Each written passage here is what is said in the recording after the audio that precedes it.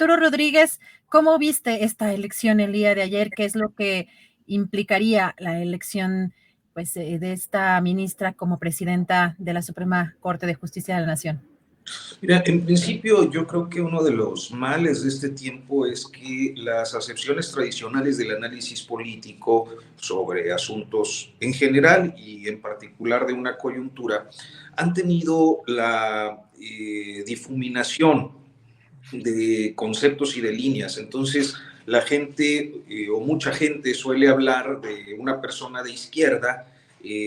como sinónimo de ser López Obradorista o ser gobiernista en el sexenio actual, y de derecha por oponerse a una disposición o a una conducta presidencial. Entonces, yo partiría de ese primer problema de nuestro tiempo para observar que la elección de la ministra Norma Lucía Piña, pues atiende a lo que dentro del espectro jurídico, que además es muy formal, muy estructuralista, muy, pensaría yo, kelseniano en sus formas, particularmente en México, pues no es tan fácil, ¿no?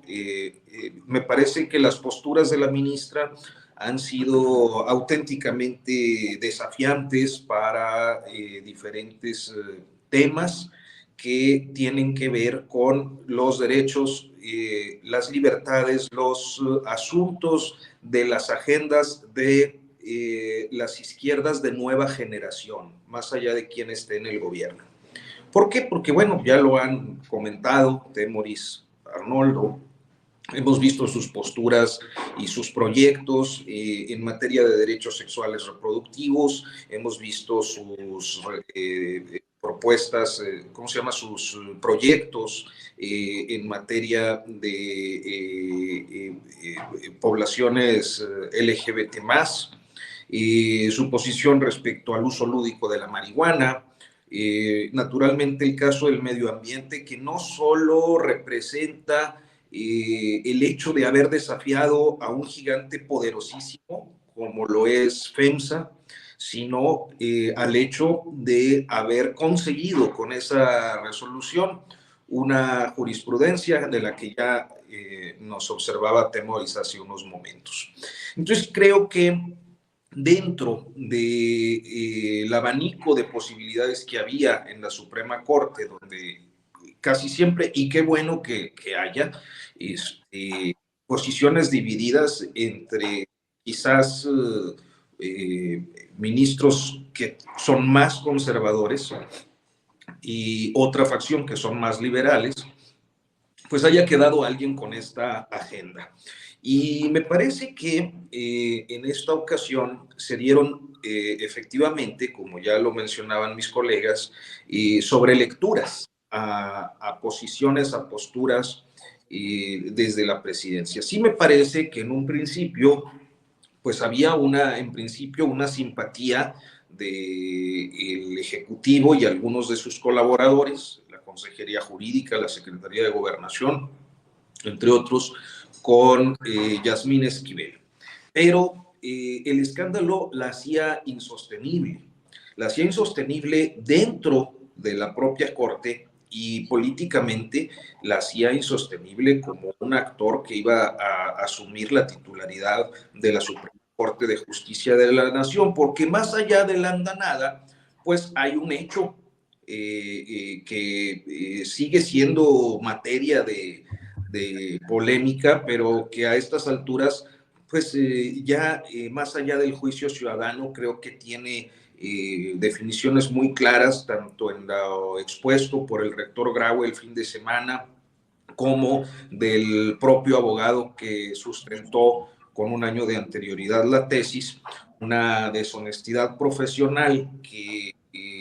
pues, si bien puede ser una condición prescrita en términos jurídicos, sí vulnera su pues fama pública y deja la duda sobre su condición ética. Entonces, sucedió algo similar, me parece que en el Tribunal Federal de Justicia Fiscal y Administrativa, donde había un interés de, particularmente creo que el grupo de Raquel Buenrostro, por impulsar a la magistrada Telles, y que sin embargo no prospera a partir de una reforma que se va a la congeladora en la Cámara de Diputados, se queda sin posibilidades de participar, y me parece que el juego corrió solo. Es decir, si una definición creo que pudo haber tenido el presidente López Obrador en estas semanas respecto a lo que sucedía en la Suprema Corte como respecto a lo que sucedía en el Tribunal de Justicia Fiscal y Administrativa, fue dejar correr, porque aquellos o aquellas con quienes su administración podía tener, pues digamos que algunos lazos comunicantes, si no es que una definitiva dependencia o relación política, creo que cuando esas posibilidades se vieron canceladas, dejó correr los dos procesos. Entonces, en ese dejar correr no hay una derrota, ni siquiera creo que haya una claudicación. Me parece que en todo caso, pues hubo una reivindicación presidencial de respetar la autonomía en estas dos instancias,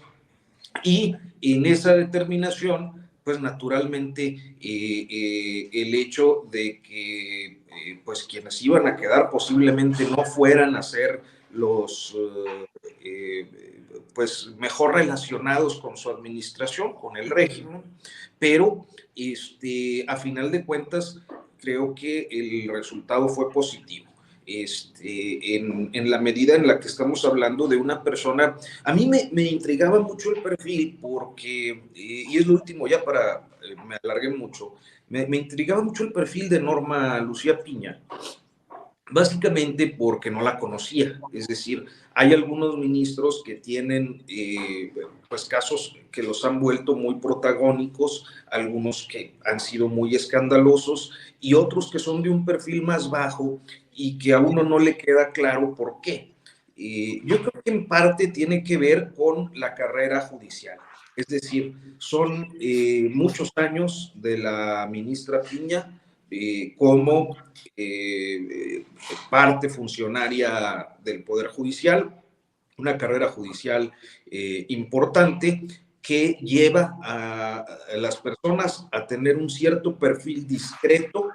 y más técnico en su desempeño, que me parece que es lo deseable en ámbitos de justicia. Un segundo elemento era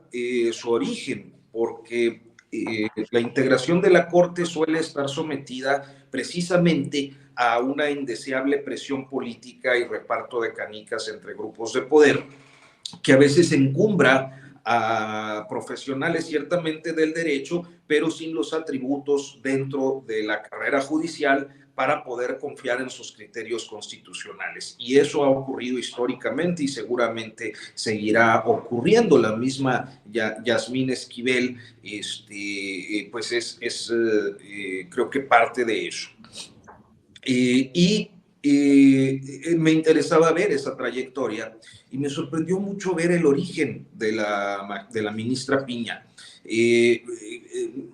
que también explica un tanto su posición feminista y sus definiciones respecto a los temas que tienen que ver con género.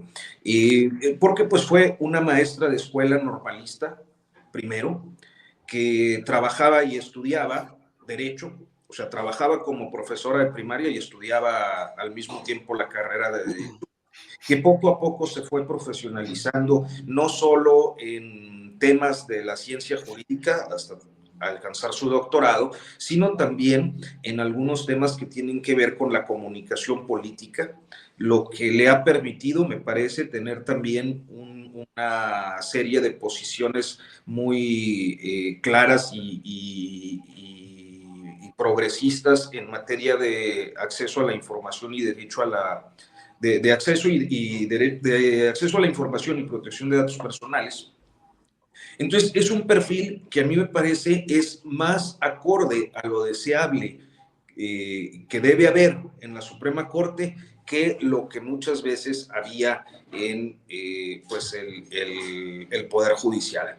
Y en ese sentido, me parece que ahora lo que queda pues es ver cuál será su desempeño, más allá de que no sea tan próxima al Poder Ejecutivo, que a final de cuentas pues las relaciones son institucionales y no de amistad ni de grupismo político, y tienen que ver con decisiones de interpretación constitucional y no de interés de un gobernante o un régimen en turno para